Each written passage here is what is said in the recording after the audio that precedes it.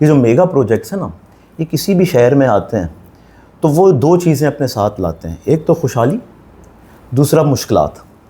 कि ऐसा नहीं होता कि एक मेगा प्रोजेक्ट आने से सिर्फ खुशहाली है, वहाँ के लोगों के लिए बहुत सारे मुश्किलात। चाइनीज़ कंपनी आई, पोर्ट भी बना, सीपेक भी आ गया, बड़े बड़े मंसूबे आप देखें कि स्टार्ट हो गए और हो भी रहे हैं।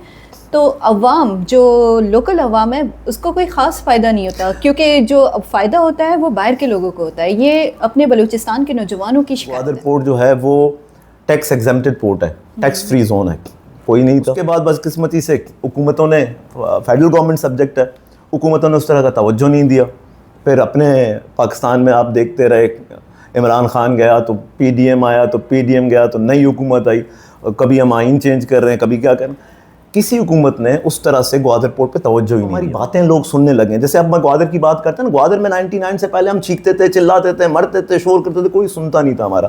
पोर्ट सिटी बनने के बाद उसमें ये हो गया है कि लोग हमारी बात सुनते तो हैं कम से कम। लेकिन चूँकि बड़ी बड़ी मशीनरी भी हैं, लेकिन मसला ये क्योंकि इलेक्ट्रिसिटी ना होने की वजह से वैसे ही पड़ी हुई हैं मशीनें, और डॉक्टर ना होने की वजह से मरीज़ें आते हैं और ऐसे ही चली जाते हैं। उसके बाद उन्होंने लोन दिया है पाकिस्तान को कोई 5 से 7 अरब डॉलर। वो 5 से 7 अरब डॉलर जो लोन लगा सीपैक का मद में पाकिस्तान को जो मिले, बहुत कम ग्रेस पीरियड के साथ 4-5% पे चाइनीज़ ने जो दिए, वो पैसे उनमें से 1 रुपया भी बलूचिस्तान में नहीं लगा। वो सबसे ज़्यादा पैसा उसका पंजाब में लगा, क्योंकि पंजाब के वज़ीर आला जो उस वक्त थे, अभी जो हमारे प्राइम मिनिस्टर हैं वो जोरावर थे, और हमारे जो वज़ीर आला थे बलूचिस्तान के वो उनके यहाँ इत्यादि। ये जो पैसा दे रहे हैं सीपैक बलूचिस्तान की वजह से आ रहा है, तो बलूचिस्तान में भी इनमें कुछ पैसे लगाए। हमारे लीडरों ने, हमारे जो उस वक्त के इक़्तिदार में थे, उन्होंने ये बात ही नहीं रखी उनके सामने। अगर रखते तो शायद उस वक्त, ये तो हम शुक्र अदा करें चाइनीज़ का कि चाइनीज़ ने ग्वादर में ग्रांट से सारी चीज़ें बनाई। क्या फ़ायदा मिल सकता है बलूचिस्तान के, स्पेशली सीपैक को अगर देखा जाए, बलूचिस्तान तो छोड़े, ग्वादर के अवाम को इससे क्या फ़ायदा मिल सकता है? और रेकोडिक है, चागी के फ़ायदे, चागी के लोग इससे क्या फ़ायदे उठा सकते हैं, जबकि हम देखते हैं कि 1952 से सुई पूरे मुल्क को गैस फराहम कर रहा है और आज तो खुद महरूम है। जी देखें,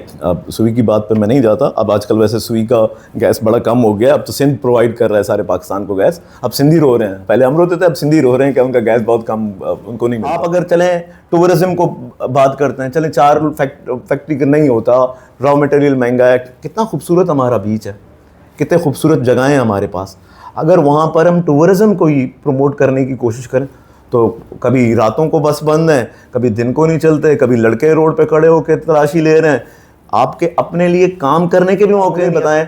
कोई रोड बना रहा है वहाँ पे, बलूचिस्तान के लोग कहते हैं तरक्की नहीं होती, कोई रोड बना रहा है वहाँ पर, उस रोड के आके मजदूरों को मार दो, तरक्की कैसे आएगी जी? बड़े बड़े मंसूबे तो बन रहे हैं, मेगा प्रोजेक्ट्स जो है वो बनने जा रहे हैं, लेकिन देखते हैं कि बलूचिस्तान के अवाम को वापस में आती है कि बुनियादी सहूलियात ही नहीं है, तो मेगा प्रोजेक्ट्स कैसे कारआमद होंगे? चीज़ का पता था ग्वादर में होना क्या चाहिए और हो क्या रहा है और आगे क्या होगा, हमें ये सारी चीज़ों का आइडिया था। हम इसीलिए पहले से ही इनके चक्कर पीछे लगे हुए थे। लेकिन एक दिन में ये प्रोजेक्ट्स कंप्लीट नहीं होते।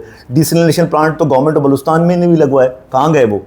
कहीं नहीं है, नज़र ही नहीं आते। लेकिन जो चीनियों ने लगाया, कम से कम उससे आज 5 लाख 6 लाख गैलन पानी दिन का लोगों को मिल तो रहा है। 25 अरब रुपए का GDA के साथ वादा किया गया था 2010 में कि आपको 10 सालों में मिल जाएंगे।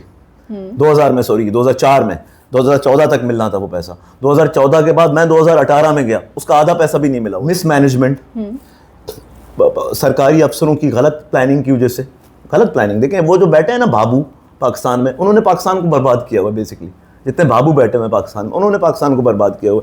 जब तक इनको सही नहीं करेंगे, अच्छा गालियां खाते हैं हम लोग, पब्लिक किसे कहती है हमें, हमारा काम क्या है जी? हमारा काम यही है कि इनको कहें आप काम सही करें।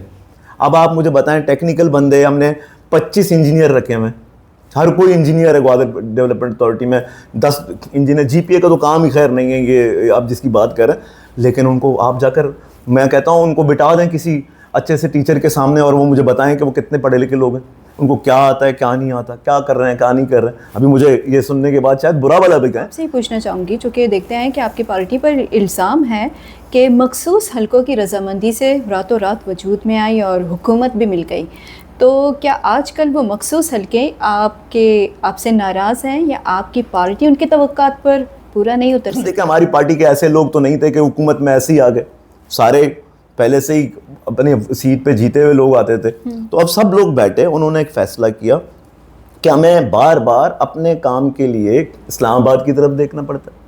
अगर मुस्लिम लीग में है तो हमें मॉडल टाउन जाना पड़ता है, अगर हम पीपल्स पार्टी में हैं तो हमें यहाँ जाना पड़ता है, कराची बिलावल हाउस जाना पड़ता है, जमात इस्लामी में मंसूरा जाना पड़ता है, जमीयत में है तो के पी के जाना पड़ता है। वज़ीर आज़म बने आपके इमरान खान, वो चल के आया ना कोयटा। हमारी पार्टी की वजह से आपका जो प्राइम मिनिस्टर था, जो बनने वाला, वो चल के आया बलूचिस्तान। उससे पहले ऐसे कभी नहीं होता था। वो हमें जाते थे उनके बाद, जी हम आ गए, हम आज़ाद आ गए, जी हम पीपल्स पार्टी के आ गए, जी हम मुस्लिम लीग के आ गए, हमें ले लो। इस बार नहीं है। जब हमारी पार्टी बनी, सारे लोग मुत्तफिक थे, तो वहाँ से बंदा चल के आया, और यही इज्जत होती है जी।